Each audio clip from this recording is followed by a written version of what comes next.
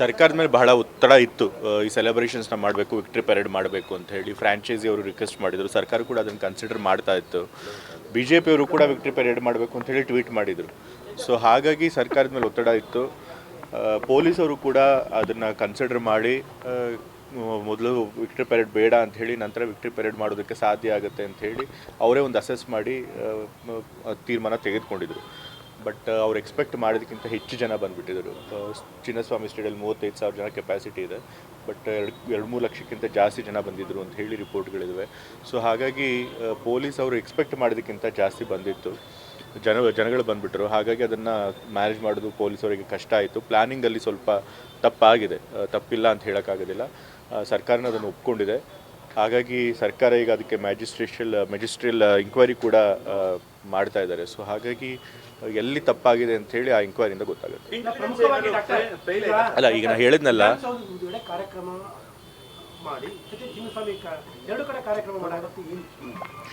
ಈಗ ಸರ್ಕಾರದಿಂದ ಫೆಲಿಸಿಟೇಟ್ ಮಾಡಬೇಕಾಗಿತ್ತು. ಹಾಗಾಗಿ ವಿಧಾನಸೌಧದಲ್ಲಿ ಅವರು ಮಾಡಿದ್ರು. ಬಟ್ ವಿಧಾನಸೌಧದಲ್ಲಿ ಏನು ಅಂಥದ್ದು ಸ್ಟ್ಯಾಂಪಿಡ್ ಆಗಿಲ್ಲ. ಅಲ್ಲೇನು ಕಾಲು ತೊಳಿತಕ್ಕೆ ಯಾರಿಗೆ ಸಾವು ನೋವು ಆಗಿಲ್ಲ. ಆಗಿರೋದು ಚಿನ್ನಸ್ವಾಮಿ ಸ್ಟೇಡಿಯಂನಲ್ಲಿ. ಯಾಕೆಂತಂದರೆ ಕ್ರಿಕೆಟರ್ಸ್ ಎಲ್ಲ ಅಲ್ಲಿ ಹೋಗ್ತಾಯಿದ್ರು. ಸೊ ಜನ ಅಲ್ಲಿ ನೋಡೋಕ್ಕೆ ಅಂತ ಹೋಗಿದ್ರು. ಸೊ ವಿಧಾನಸೌಧದಲ್ಲಿ ಅವರು ಫೆಲಿಸಿಟೇಟ್ ಮಾಡಿದ್ರಿಂದ ಏನೂ ತೊಂದರೆ ಆಗಿಲ್ಲ. ಸೊ ಅದ್ರ ಚಿನ್ನಸ್ವಾಮಿ ಸ್ಟೇಡಿಯಂನಲ್ಲಿ ಅವ್ರು ಎಕ್ಸ್ಪೆಕ್ಟ್ ಮಾಡೋದಕ್ಕಿಂತ ಜನ ಜಾಸ್ತಿ ಬಂದ್ರಿಂದ ತೊಂದರೆ ಆಗಿದೆ. ಅಫ್ಕೋರ್ಸ್ ಅಷ್ಟು ಜನ ಬರ್ತಾರೆ ಅಂತ ಅಸೆಸ್ ಮಾಡೋಕ್ಕಾಗ್ದಿರೋದು ಒಂದು ಫೇಲಿಯರೇ. ಅದನ್ನು ಸರ್ಕಾರ ಒಪ್ಕೊಂಡಿದೆ. ಅದಕ್ಕೋಸ್ಕರ ಮ್ಯಾಜಿಸ್ಟ್ರಿಯಲ್ ಇಂಕ್ವೈರಿನೂ ಮಾಡಿದೆ, ತನಿಖೆ ಮಾಡ್ತಾರೆ. ಎಲ್ಲಿ ಎಡವಟ್ಟಾಗಿದೆ ಅನ್ನೋದನ್ನು ತಿಳ್ಕೊಂಡು ಅದಕ್ಕೆ ಯಾರಾದ್ರೂ ಕಾರಣರಾಗಿದ್ದರೆ ಅವ್ರ ಮೇಲೆ ಕ್ರಮ ತೆಗೆದುಕೊಳ್ತಾರೆ. ಬಟ್ ಅದು ದುರದೃಷ್ಟಕರವಾದಂಥ ಘಟನೆ ಇದು ಆಗಬಾರ್ದಾಗಿತ್ತು. ಸೊ ಯಾರು ಮೃತರಾಗಿದ್ದಾರೆ ಅವರೆಲ್ಲರ ಕುಟುಂಬದವ್ರಿಗೂ ಕೂಡ ಸಾಂತ್ವನ ಸಿಗಲಿ ಅಂತ ಹೇಳಿ. ಚಿನ್ನಸ್ವಾಮಿ ವಿಧಾನಸೌಧದಲ್ಲಿ ಕಮ್ಮಿ ಜನ ಬರ್ತಾ ಇದ್ರು. ಯಾಕೆ ಅಂತಂದರೆ ಅಲ್ಲಿ ಜನ ಪಬ್ಲಿಕ್ ಅವರು ಹೆಚ್ಚು ಜನ ಬರ್ತಿರಲಿಲ್ಲ. ರಾಜಕಾರಣ ನೋಡೋಕೆ ಇನ್ನು ಯಾರು ಬರ್ತಿರಲಿಲ್ಲ. ಹೆಚ್ಚು ಜನ ಬರಬೇಕಾಗಿದ್ದು ಚಿನ್ನಸ್ವಾಮಿ ಸ್ಟೇಡಿಯಂನಲ್ಲಿ. ಯಾಕೆಂದರೆ ಕ್ರಿಕೆಟರ್ಸನ್ನು ನೋಡೋಕೆ ಎಲ್ಲರೂ ಉತ್ಸುಕರಾಗಿದ್ದರು. ಸೊ ಹಾಗಾಗಿ ಅಲ್ಲಿ ಎಷ್ಟು ಜನ ಬರ್ತಾರೆ ಅಂದ್ಕೊಂಡಿದ್ದಕ್ಕಿಂತ ಎಕ್ಸ್ಪೆಕ್ಟ್ ಮಾಡೋದಕ್ಕಿಂತ ಜಾಸ್ತಿ ಜನ ಬಂದಿದ್ದು ಪೊಲೀಸರಿಗೆ ಹ್ಯಾಂಡಲ್ ಮಾಡೋದು ಕಷ್ಟ ಆಯಿತು. ಸೋಷಿಯಲ್ ಮೀಡಿಯಾದಲ್ಲಿ ದೊಡ್ಡ ಚರ್ಚೆ ಆಗ್ತಾ ಇರುವಂಥದ್ದು ವಿಧಾನಸೌಧ ಮುಂದೆ ಫ್ಯಾಮಿಲಿ ಪ್ರೋಗ್ರಾಮ್ ಆಗೋಯ್ತು. ಸಿದ್ದರಾಮಯ್ಯನವರ ಮೊಮ್ಮಗನು ಬಂದಿದ್ರು, ಮತ್ತೆ ಬೇರೆಯವ್ರ ಮಕ್ಕಳು ಬಂದಿದ್ರು, ಬರೀ ಆಫೀಸರ್ಸ್. ಈಗ ಕ್ರಿಕೆಟರ್ಸ್ ಗೆದ್ದಿದ್ರು, ಅವ್ರಿಗೆ ಕರ್ನಾಟಕ ಸರ್ಕಾರದ ವತಿಯಿಂದ ಫೆಲಿಸಿಟೇಟ್ ಮಾಡಬೇಕಿತ್ತು, ಅದಕ್ಕೆ ಕರೆದಿದ್ರು. ಸೊ ಹಾಗಾಗಿ ಫೆಲಿಸಿಟೇಟ್ ಮಾಡಬೇಕಾದ್ರೆ ಮಂತ್ರಿಗಳು ಮತ್ತು ಅವ್ರ ಫ್ಯಾಮಿಲಿ ಅವರು ಕೂಡ ಬಂದಿರ್ಬೋದು ಅಷ್ಟೇ. ಬಟ್ ಕೇವಲ ಫ್ಯಾಮಿಲಿಗೋಸ್ಕರ ಮಾಡಿದ ಫಂಕ್ಷನ್ ಅಲ್ಲ, ಕ್ರಿಕೆಟರ್ಸ್ನ ಫೆಲಿಸಿಟೇಟ್ ಮಾಡಿದಕ್ಕೋಸ್ಕರ ಮಾಡಿದಂಥ ಫಂಕ್ಷನು. ಮತ್ತು ವಿಧಾನಸೌಧದಲ್ಲಿ ಮಾಡಿದ್ರಿಂದ ಏನು ತೊಂದರೆ ಆಗಿಲ್ಲ. ಅಲ್ಲಿ ಹೆಚ್ಚು ಜನ ಜಾಸ್ತಿ ಬಂದೂ ಇಲ್ಲ, ಮತ್ತು ಅಲ್ಲಿ ಕರೆಕ್ಟಾಗಿ ಕ್ರೌಡ್ ಮ್ಯಾನೇಜ್ ಆಗಿದೆ. ಅಫ್ಕೋರ್ಸ್ ಸರ್, ವಿರೋಧ ಪಕ್ಷಗಳವರು ಸರ್ಕಾರ ಎಲ್ಲ ತಪ್ಪು ಮಾಡಿದರೆ ಅದನ್ನು ಪ್ರಶ್ನೆ ಮಾಡುವಂಥ ಹಕ್ಕು ಅವ್ರಿಗೆ ಇದ್ದೇ ಇದೆ.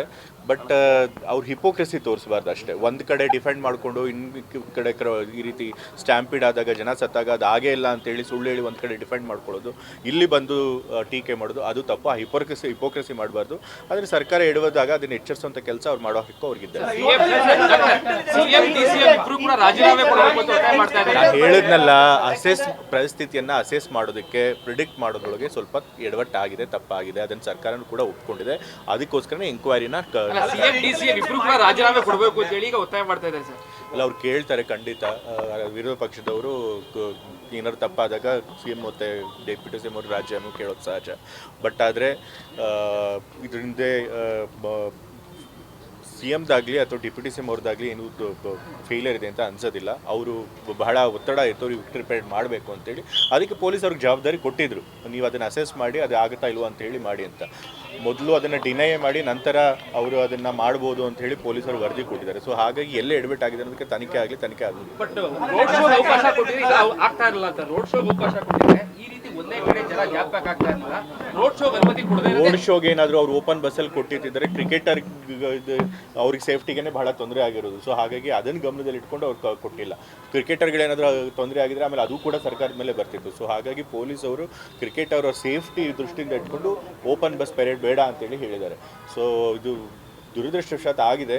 ಒಂದು ಕಡೆ ಸ್ವಲ್ಪ ಎಡವರಿರೋದಂತೂ ನಿಜ, ಅಸೆಸ್ ಮಾಡೋದು ಸಿಚುವೇಶನ್. ಸೊ ಅದನ್ನು ಸರಿ ಮಾಡ್ಬೋದು. ಪೊಲೀಸ್ ಇಲಾಖೆ ಅನಾಲಿಸಿಸ್ ನೋಡಿ ಜನ ಬರ್ತಾರೆ ಅಂತ ಗೊತ್ತಿತ್ತು ವಿಕ್ಟ್ರಿ ಪೆರೇಡ್ನಲ್ಲಿ, ಬಟ್ ಅವ್ರು ಅನ್ಕೊಂಡಿದ್ದಕ್ಕಿಂತ ಇಷ್ಟೊಂದು ಜನ ಬರ್ತಾರೆ ಅನ್ನೋದು ಊಹೆ ಮಾಡೋಕ್ಕೆ ಸಾಧ್ಯ ಆಗಿರಲಿಲ್ಲ. ಸೊ ಹಾಗಾಗಿ ತಪ್ಪು ಆಗಿದೆ, ಬಟ್ ಅದಕ್ಕೋಸ್ಕರ ಎಲ್ಲಿ ತಪ್ಪಾಗಿದೆ, ಎಲ್ಲಿ ಎಡವಿದ್ವಿ ಅದನ್ನು ತಿದ್ಕೋಬೇಕು ಅಂತಲೇ ಮ್ಯಾಜಿಸ್ಟ್ರಲ್ ಇಂಕ್ವೈರಿನ ಮಾಡ್ತಾ ಇದ್ದಾರೆ. ಯಾರು ತಪ್ಪು ಎಲ್ಲಿಂದ ಇದು ಯಾರು ನಿರ್ಧಾರ ಇದು ತಪ್ಪು ನಿರ್ಧಾರ ಆಗಿದೆ ತಿಳ್ಕೊಂಡು ಅದ್ರ ಮೇಲೆ ಕ್ರಮ ತೆಗೆದುಕೊಳ್ಳಿ.